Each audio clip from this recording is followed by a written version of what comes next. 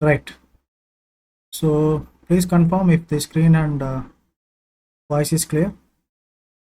Are we good to go? Okay, Ratna, thank you. Let's get it started. So we were discussing, we have started the Java collection series, and so we have been dealing with, we have already completed the three topics. We know what is array list now, and we know what is linked list, and we also got to know what is a stack data structure. Okay, so this topic was covered yesterday, right? And today we are going to see what is vector. So today we will see what is vector. So when I say vector, so by looking at this diagram, we can come to a conclusion, yes or no, right? So by looking at this diagram, I can I can at least write one point. What is that one point? Vector is a class. Right? I can also add another point. The another point is vector implements list interface. Just by looking at this diagram, I can conclude 2 points, isn't it? Vector is a class, vector implements list interface. So let me copy this and so vector. Right? So first 2 points are what? Vector is a class, vector implements list interface. So I'm going to tell you one, I'm going to reveal you one secret. So what is that secret? It's not even a secret, so it is a kind of understanding. Okay, so when you know array list, you already know vector.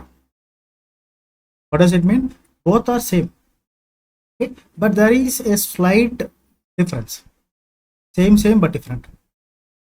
Right? So when you know array list, you know vector. So when I say that, so let me go back to the points of array list. So what are the points that we have discussed on top of array list? So we have totally 17 points. We have totally what? 17 points. Let me copy all the 17 points and paste it here. So literally both are same. So vector is a class, and vector implements list interface, right? And let me remove this. It is not even necessary, right? This is also not even necessary. So these 2 points are already covered, right? So the third point, focus on the third point, guys. The third point says array list was introduced in JDK 1.2 version. So there is a difference. So array list is a array list is a class which was introduced in JDK 1.2 version, but vector was introduced much before the array list. So vector was introduced when the Java was introduced. So vector was introduced in the JDK 1.0 version itself. At the time of the first version of Java release, the vector came along with the Java library. Are you getting this? The vector was introduced in JDK 1.0 version, and it is a legacy class. Whenever some kind of library or whenever some kind of classes was part of JDK 1.0 version, you can also call them. You can also call it as what? The legacy classes or the legacy versions or the legacy libraries. I hope third point is very clear, right? The fourth, what is the fourth point says? Array list is in java.util package. Of course, when array list is in java.util package, the vector is also in what? Java.util package, right? Fourth point is also clear. Okay, now focus on the fifth point. Okay, the fifth point says by default the initial capacity of the array list is 10. So let us replace this array list with vector. Okay, even for vector the initial capacity is 10. So when I say 10, what does it really mean? What does it really mean? So let me take a small Java code, right? If I ever had to take a vector class, if I ever had to create an object for the vector, let me take the generic type as integer. So when I take it as integer, what does it really mean? You can store objects that are in the form of integers. Okay, unique objects can be stored. Okay, numbers equal to new vector.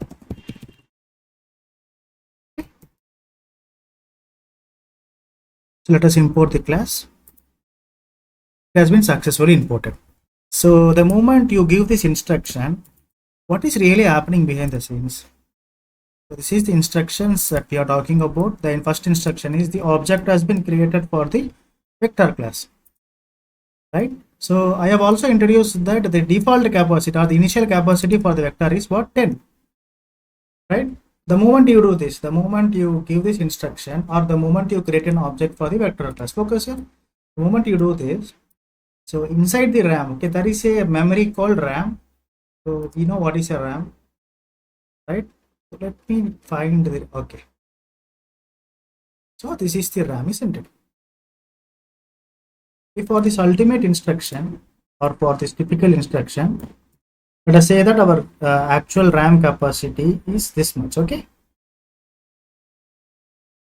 Okay, because of this instruction, it is already going to consume what? 10 spaces of 10 continuous spaces of memory. 10 continuous spaces it requires. So let us start from here. Let us begin from here. It can be chosen randomly anywhere, but the space should be continuous. So the Java language is going to take care. So 1, 2, 3, 4, 5, 6, 7, 8, 9, and 10. Right? So behind the scenes, okay, the capacity would be what? Would be 10. So this instruction is going to consume 10 continuous spaces of memory. Right? 10 continuous spaces of memory. And this space would be identified by the reference variable, which is what? The numbers. Right? If you count this, the spaces is there would be what? 10 spaces. So let me remove this as well. There are 2 lines. Okay, the spaces would be what? 10 continuous spaces. Right? Are you getting this? So where is the proof? Where is the proof? Is there a way that we can check the actual size? Okay, there is a method called, okay, on top of the reference variable numbers, you can use the capacity method. If you use the capacity method, you will get the size of the default capacity. Right? It says 10. So what we have, no, we are using the capacity method to get the size of what? To get the size of the initial capacity. That's it. So the first method is capacity method. Capacity method is going to return what? It is going to return what? Size of integer type. Right? The above this method is going to return the size of the vector, or I can say that this method is going to return the initial capacity, not size, initial capacity of the vector. Size and capacity are completely different. Capacity of the vector, right? And you don't have option in the array list to check the capacity, but in the vector you have an option to check the capacity. By using the capacity method, you can able to check the initial capacity. It's 10. Right? Are you getting this? Now go back to the theory.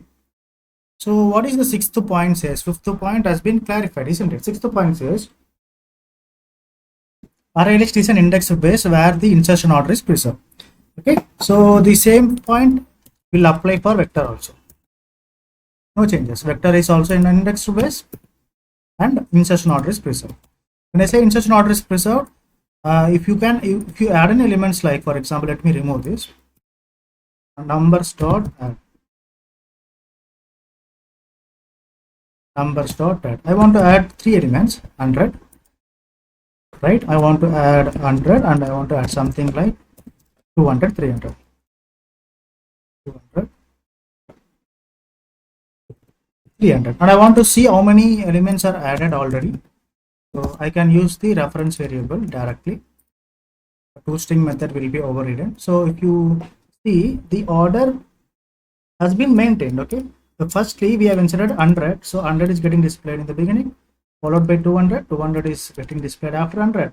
And we have 300, 300. This is making sense, isn't it? So this line specifies vector is an index based array where the insertion order is present. So this is making some sense. Okay. Now focus on the 7th point. Array list allows duplicate values. When array list is allowing duplicate values, vector is also going to allow duplicate values. Almost every point is going to be same. There will be little variation.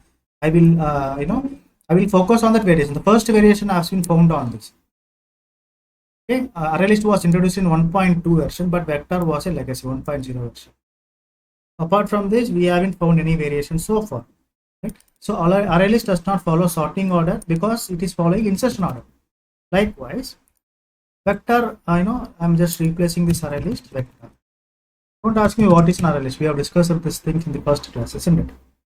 The vector is also following sorting order. Okay, so this point will also apply for both. Vector allows heterogeneous element for the non-generic type. Vector allows homogeneous element for the generic type. Now you could find little variation here. Okay, the array list is resizable in nature. If you see the capacity, incremental capacity for the array list, this is the formula that has been given by the Java paper, right? So can I apply the same formula for the vector? If you ask me like that, I would say no. Okay, there is a different formula for the vector. There is a different formula for what? For the vector. Okay, so array list is resizable in nature. Okay, I agree, and this point is valid for vector also. But the incremental capacity is going to be what? Current capacity. Simple formula. Current capacity into 2. When I say current capacity into 2, what does it really mean? You have an option to, as soon as you have created an object for the vector, what is ideally happening behind the scenes? 10 memory spaces are created, yes or no? We have 10 memory spaces, okay? So you can add how many values? You are allowed to add 10 values because vector is resizable in nature. It doesn't mean that you can add only 10 values, guys. It doesn't mean that. You can also increase the values, but when you add the values over the size of the array or over the capacity of the array, what it is going to happen internally? For example, we have already added 3 integer objects. Okay, I want to add 10 integer objects. How many are there? Totally 6 are there. Okay. So totally I have added 300 and this time 400, 500, 600, 700, 800, 900, and the last one, let us take it as 1000. So this is the order. So what are the things that will happen behind the scenes? Okay, so firstly 100 will be inserted, isn't it? 100. So the moment the values are added, the same moment the index numbers will also get generated. The moment the values are added, the same moment the index will also get generated. 0. Index always starts from 0. So 200, 1, 300, 2, 400, 3, and we have 500, 4, 600, 5, 700, 6, 800, 7, 900, 8, 1009. Okay, so the size has been occupied completely, yes or no? So we have what? We have completed occupying the complete capacity of the array. But I want to add the 11th element. So 10 elements we have added and we have consumed all the 10 spaces, all the capacity. Capacity has been consumed, isn't it? But if I want to add the 11th element, okay, let us say that the 11th element is 1111. Right, 11th element is 1111. So, and if you find, and there is no space for the 11th element, okay, there is no space for the 11th element. What it is going to do? Now the capacity will be increased according to this formula.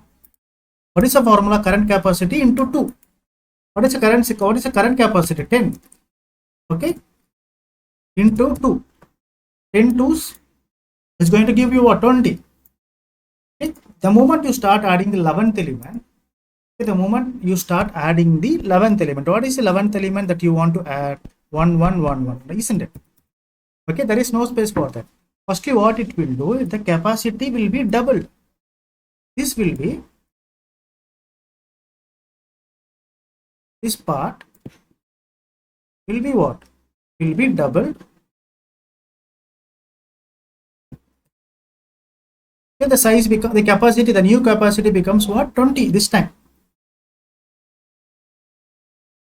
20. So what is the 11th element that you are going to add?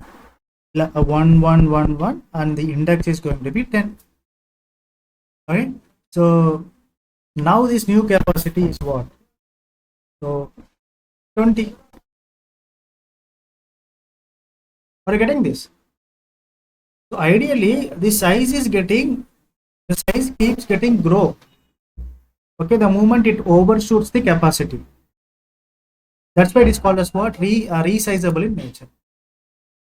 Okay? And again, if when you completed, or when you exhausted, or when you consumed the 20 capacity, when you have consumed all this capacity, when all the spaces are occupied by some objects, and again the incremental capacity is going to be what? The latest capacity is what? 20 into 2.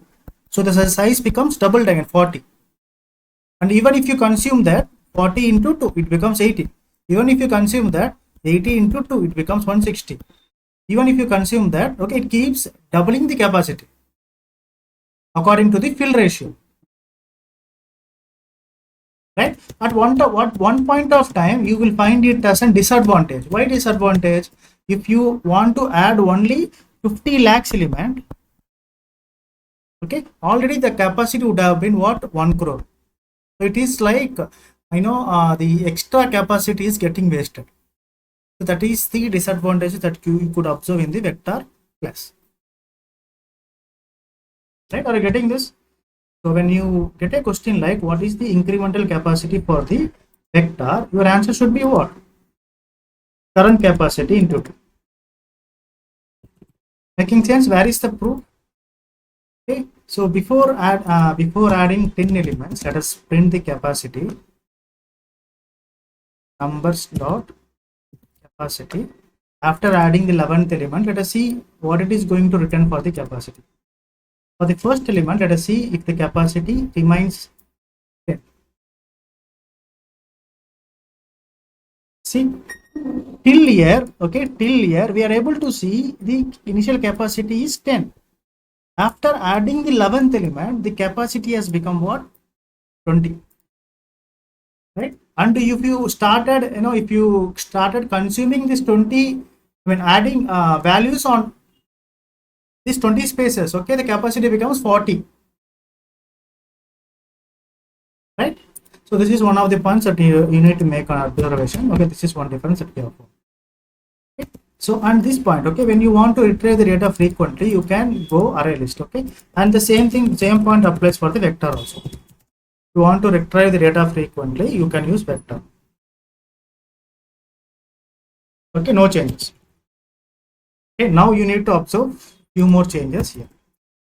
Okay, so array list is non-synchronized in nature. Okay, but vector is what? Vector is synchronized in nature. Right?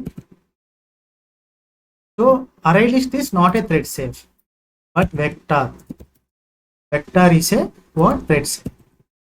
Everything will be opposite. Only from the 13th point to the 17th point, everything becomes opposite. The things that are working for array list will not work for the vector.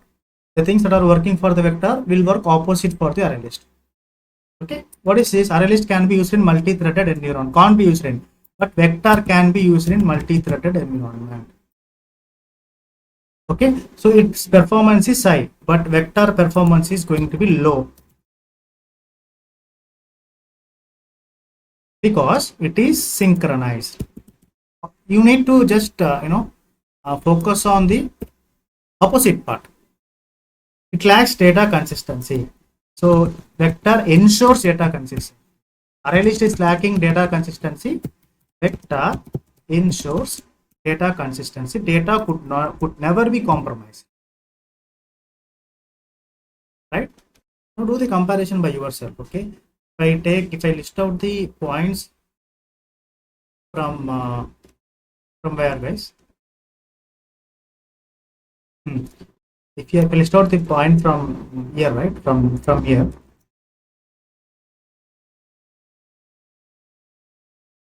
The points that we have defined for the array list would be completely opposite to the points that I have defined for the vector. Array list is synchronized. If array list is non-synchronized, it is synchronized. But it's not thread safe, it is thread safe. Okay, if can't be used in multi-thread convey, it can be used in multi-thread environment. Performance is high, performance is low. Non-synchronized, synchronized. Okay, ensures data consistency, lacks data consistency. Data could be compromised, data could not be compromised. These are the differences. Okay, if anyone is asking the difference between array list and the vector, so you need to start discussing about the points from 13 to 17. At the same time, this point needs to be discussed, incremental capacity and the vector and this point. Only few points are there to be discussed. So now since we are dealing with Java new versions, we are not using vector anymore, but these things will be asked in the interview room. They will check your understanding about the vector and the making sense. So now what are the methods that we have in the vector class? So we have discussed about the first method, capacity method. So this method is used to identify the capacity explicitly. Okay, I can say that please be informed that the capacity method is applicable only for vector class. It is not available for what? It is not available for array list class. Right? In the capacity. So this is the first method. Right? Now second method. So we have a prominent method. There are some important methods that we will discuss. We have a method like void add element. Okay. This add element is going to accept an object.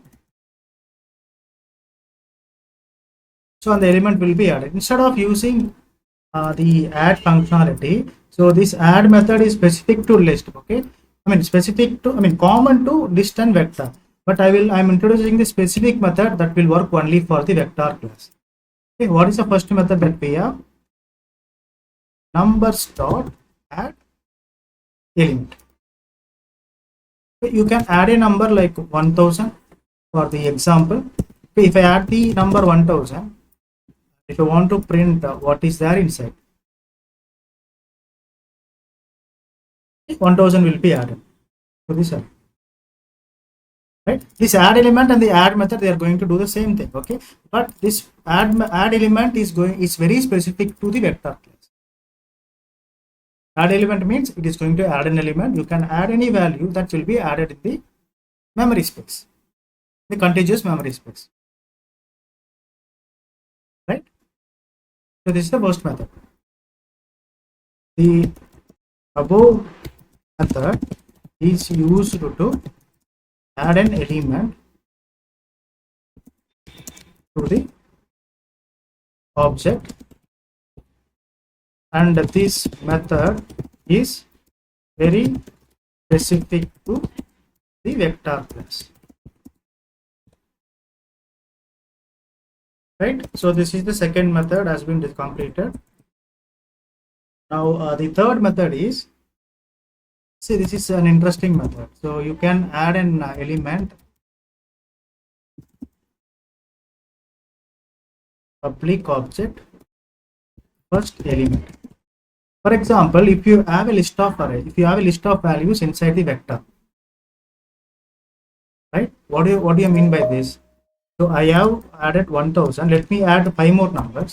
So instead of taking 1000, 2000, something like that, let me make it very simple. Okay, I want to add 10. I want to add something like 5. I want to add something like 11. I want to add something like 12. I want to add something like what, let me take it as 4. So the moment I run this, I will be able to see all the values that has been added in the insertion order. Okay, 10, 5, 15. So look at this method. This method says the first element method. When you use this first element method, it is going to return what? It's going to return what is the value that has been added first. So in this case, the value 10 has been added, right? So we should get what? The output 10 should be displayed in the console. It is going to return the first element, right? It is going, the method itself clearly states that name of the method is first element. When you use this method name on top of a reference variable vector, okay, you have added 5 elements. The first element is going to be returned to the console 10, right?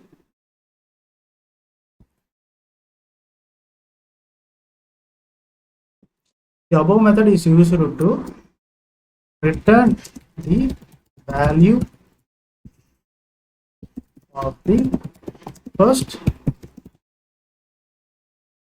element, the vector class, the vector object, right? So what if I am trying to use this method on an empty vector? Okay, now I know there are no elements added. What if I try to use the first element? Okay, I am trying to check the first element on an empty vector. So what it is going to do? You will get an exception. No such element exception, because the vector is empty, right? The vector is empty. No elements are added. I'm trying to find the first element in the empty box, in the empty vector. In such cases, you will get an exception. So this thing you should remember.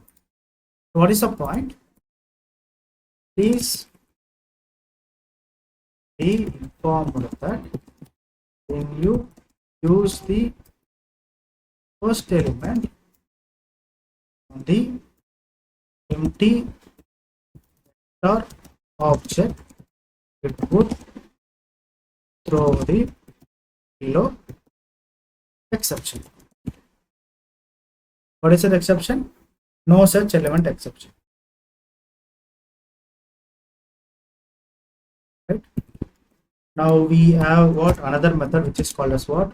If there is a first element method, and there should also be a last element method, isn't it? Okay, last element method.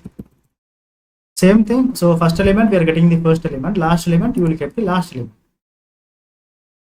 So let us change this code to what? Last. Okay, what is the last element that we can see? 4. 4 should be displayed in the console.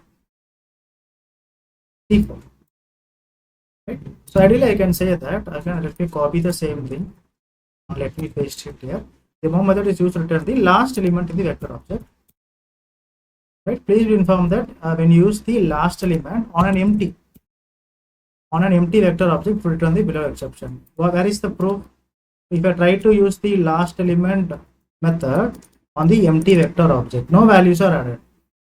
When I do so, we'll get what? No such element exception. Right? So we have covered 2 methods on top of 1 example. Right? So one more method is there. I mean, 3 more methods are there. The method.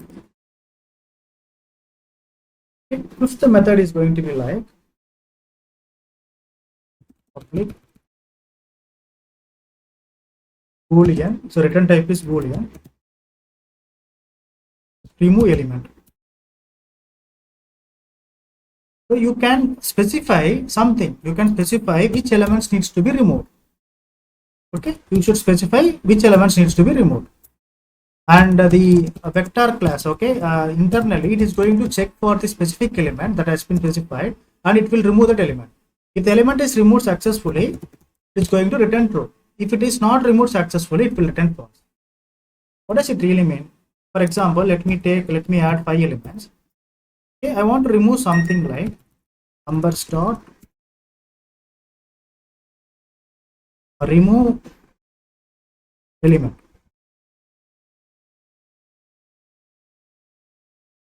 Remove element, I want to remove 2.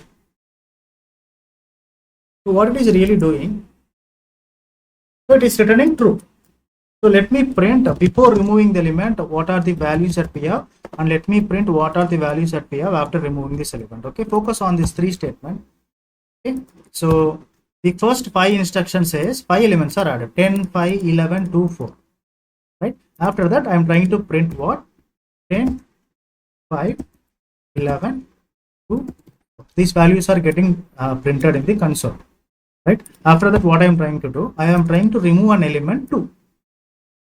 So what are the things that is going to happen behind the scenes because of these instructions? Stay focused.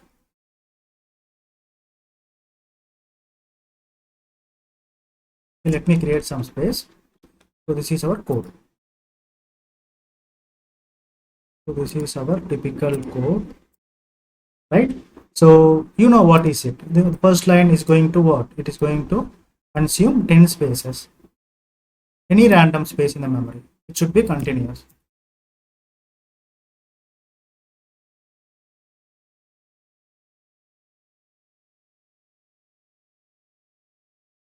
Right? Initial capacity is going to be 10. We know these things already. Right? So what is the first value added? 10. The moment this value is added, 0, the indexing will also be done parallelly. 5 is going to get 1, 11 is going to get 2, 2 is going to get 3, and 4 is going to get 4. So after this, what we are trying to do, we are trying to print what numbers. Okay, this is the reference object. I mean, the reference variable is going to be numbers. We are trying to print the numbers. So internally, it will work in such a way that a pointer will be created. It will extract all the numbers accordingly. 10 will be printed, 5, 11, 2, 4.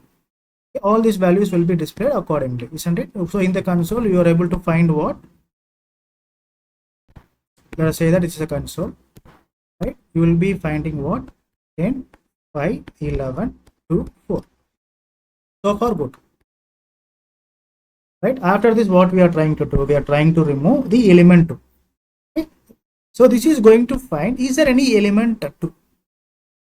Okay, it will find, is there any element 2? Okay, of course there is an element 2. Focus here. There is an element 2. Okay, if this element gets removed successfully, it is going to say the element has been removed successfully, and it is going to say that in the form of Boolean value. What it is going to say? True will be displayed in the console. You will see true will be displayed in the console. After this, there is a space, right? There is a space here. Okay. This space will be fulfilled by this. I mean to say, this value, this 4 is going to left shift, and this index will be removed. Okay. And again, what we are doing? Is again, after this, again we are trying to print numbers. So this numbers is getting printed once again. Now this time, what are the values that we have? 10, 5, 11, 4, right? So 10, 5, 11, 4 will be displayed in the console. Are we seeing the same values in the program?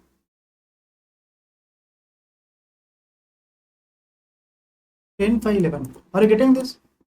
Right? So what if I try to remove something that is not there? For example, I want to remove an element 100. Is there any 100 in our memory? There is no 100 in the memory, isn't it? Okay. This time I am doing an experiment. I am trying to remove a value that is not even there. Okay. Let me go back to the previous code.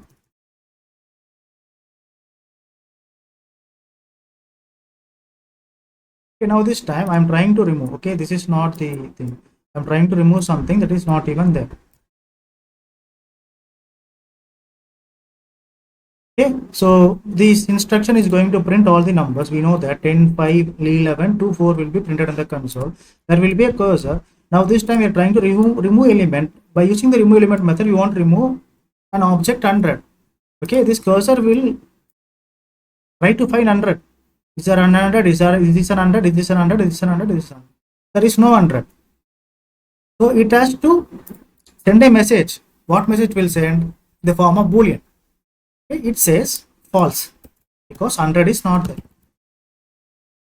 Right? And again, what we are trying to do? We are trying to print the number objects, I mean, numbers itself. So again, all the values will be printed: 10, 5, 11, 2, 4. Okay, where is the proof? So this time you need to get, instead of true, you need to get false, and the same value needs to be there.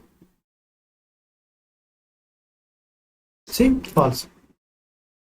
Are you getting this? Are you getting the difference between why we are getting the Boolean value? Yes, no? Everyone? Are you able to follow me?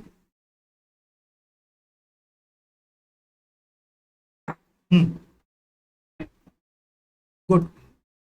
Okay, that's why the return type is Boolean, because it is going to give you a message that whether the element has been removed or not successfully. Okay, I can say that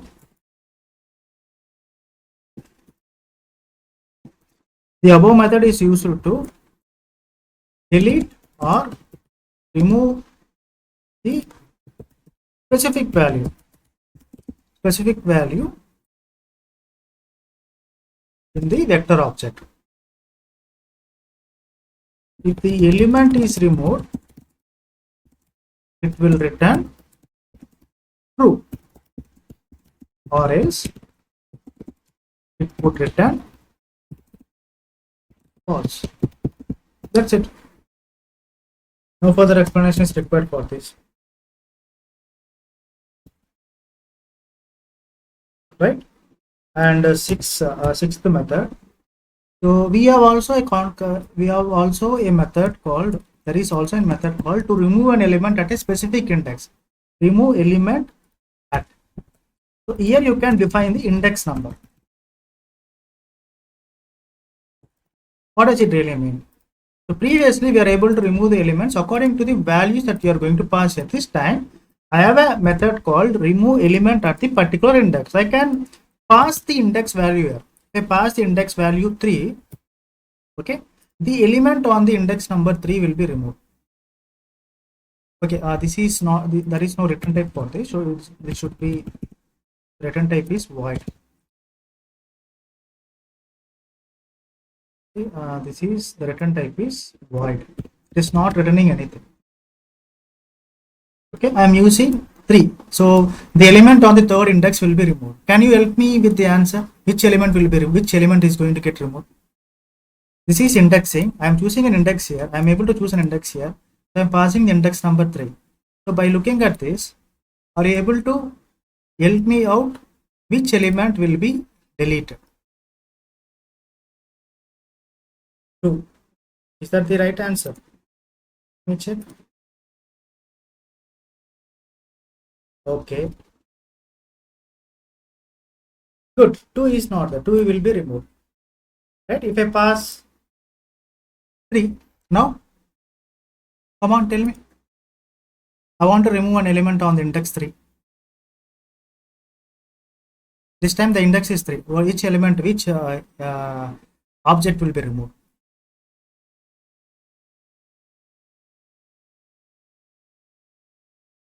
Element 3, guys. I mean index 3.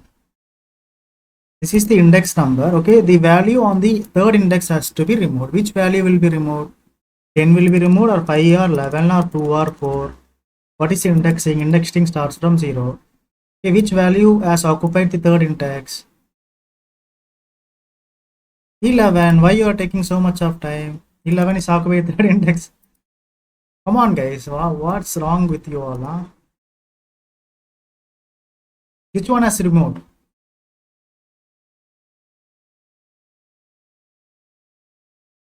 So I did change, right? So 4.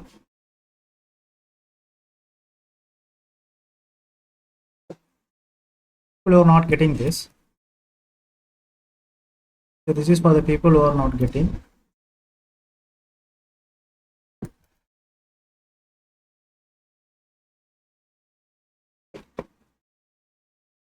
Okay, this is our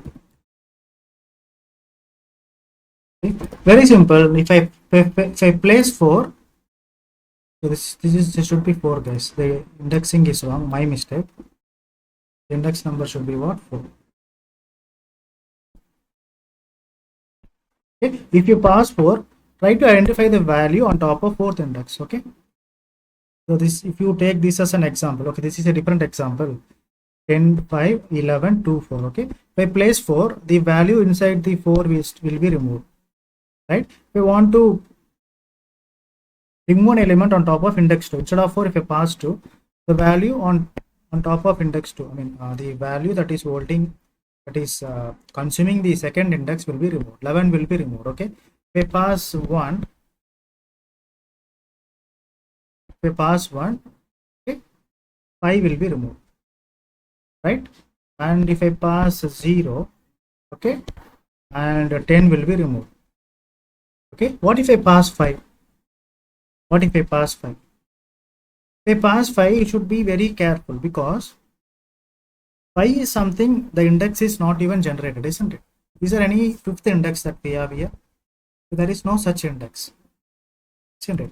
If I pass something like 5, I want to remove an element on top of 5th index. isn't it? We will get what? Index out of bound exception, because 5 is not there, isn't it? Only 4 indexes are there, right? Ideally, we have what we got to know the purpose of the element remove element at method. Okay. The above method is used to copy this. I can paste the same thing here. The above method is used to delete or remove the specific value on the index on the respective index. Okay. If you are passing an index that is not in the scope, you will get the below exception.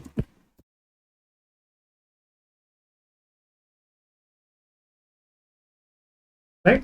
So there is another method, remove element at method, and we have also the seventh method. So the seventh method is what? Remove all elements. Okay, this is the seventh method, remove all elements method. Okay, the purpose of this method is to do what? Remove all elements.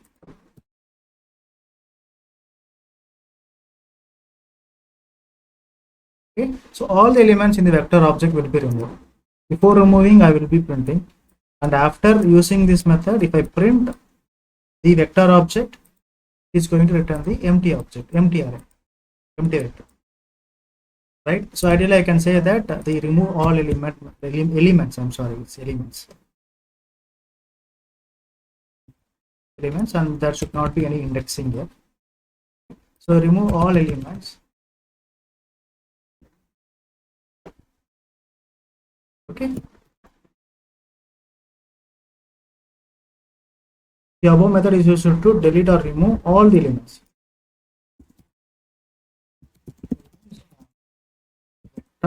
Object. Right? So what if I try to perform this remove all elements in the empty vector, object? There will be no issues. Okay? So no exception will come. If there is any element, those elements will be removed, and if you are trying to perform this on the empty vector object, there will be no issue. Since it is already empty, you will get the empty object itself as a reference. Right? So these are the 7 methods that are specific to the vector class. What are the methods that we have discussed? Capacity method, add element method, or first element method, last element method, and remove element. And you can pass the particular object, or you can pass the index, and you can remove all the elements. Okay, and we have something like constructors also. Constructors of vector class. Okay, when I say constructors, the things that you are doing it here. Okay, this is the constructor. So this part is the constructor. Okay, this is the empty constructor. First constructor is what? Public vector empty constructor. Okay, the above constructor is used to keep the default capacity as what? Keep the default capacity as 10. So when I say this, the moment you create an object by using this empty constructor, if you check this capacity, it is going to return what? It is going to return 10, because internally the default capacity is what? 10. It is 10 for vector.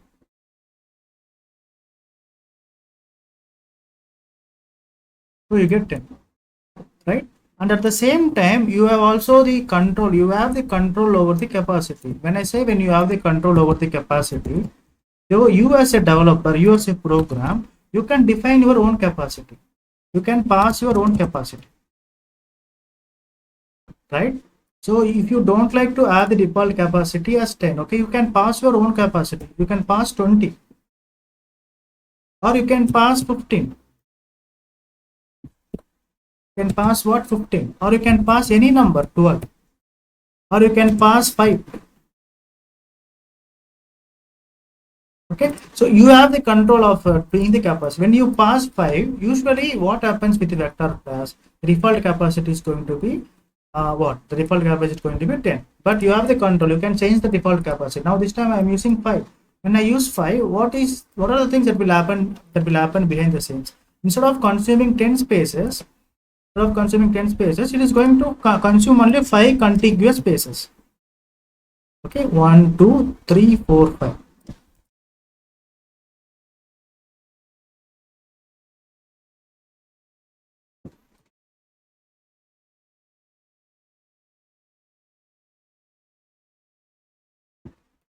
It will consume only these 5 contiguous spaces, because that's what the default capacity is, isn't it?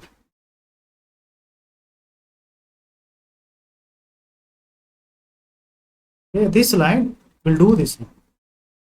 Ideally, it will not consume 10 spaces, it is going to consume only 5 spaces, right? And you have the control of adding elements.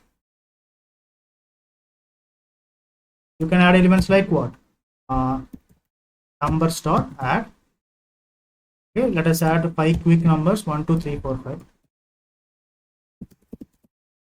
Okay, 1, 2, 3, 4, 5.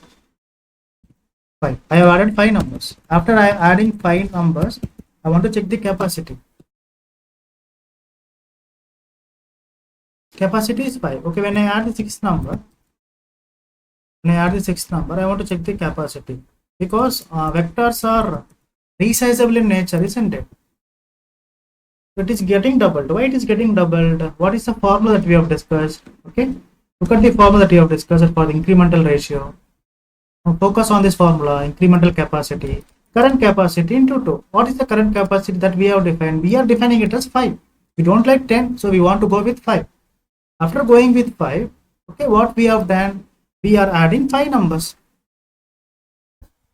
We are adding 5 numbers, isn't it? 1, 2, 3, 4, 5. Okay, good. 5 numbers has been added successfully.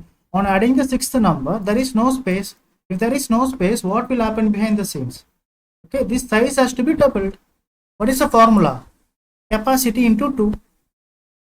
Capacity into 2. What is actual capacity? So this is going to be 5, right? 0, 1, 2, 3, 4. So totaling 5. 5 into 2. So 10.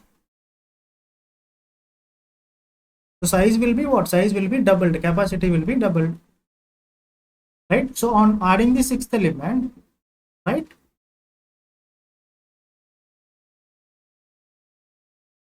Okay, the capacity is going to be doubled, and a new capacity will be added along with it.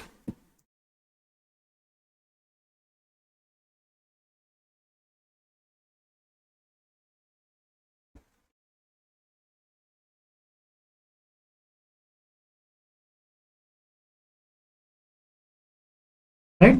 And you get what? Number 6 will be added, and this will be indexing. This is a new capacity now.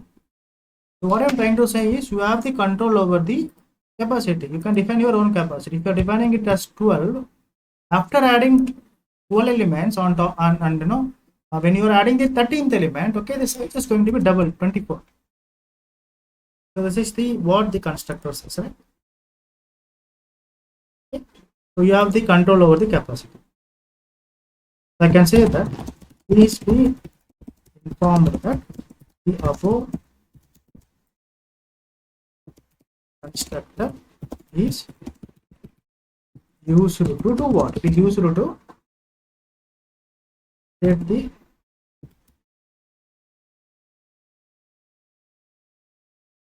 user defined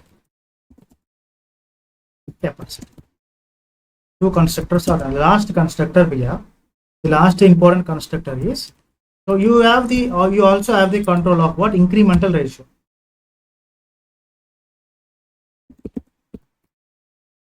When I say incremental ratio, if you have the control of incremental ratio, you can set the capacity, also you can set the incremental ratio. For example, okay, when I set the capacity as 3, Okay, when I set the incremental ratio as 3. Okay, what does this really mean? Let me place this here. Let me place this also here. Okay, let me remove all this. Okay, what is the capacity? Capacity is 3. What is incremental ratio? Incremental ratio is also 3. Okay, after adding the 3 elements, okay, when I try to add the 4th element, the capacity is becoming what? 6. Why it is becoming 6? The 3 is getting added. And again, after completing the size thick, it will going to be added for 3 more times. The capacity becomes 9. Where is the proof for that? Let me copy these numbers. Let me place this here. Let me run this. Okay, one more element needs to be added. 7 elements should be there, right? We have added just 6 elements. So capacity becomes 9. Okay, as soon as it has exhausted or it has completed occupying its capacity, fulfilling capacity. So if you overshoot the capacity will be incremented by 3 values. Are you getting this? So you have now you have control of the capacity as well as you have control of what? Incremental ratio. Getting this? So that's all about this constructor. Okay, what does this constructor says? Okay, please be informed that the above also used to set the user defined capacity as well as the incremental ratio. Right? So these things will be in your control. Default capacity, user defined capacity, and this is what? This is user defined capacity as well as what? Incremental ratio. So by this I can conclude that the vector class is over. That's it. Okay. Tomorrow we will discuss about the list interface.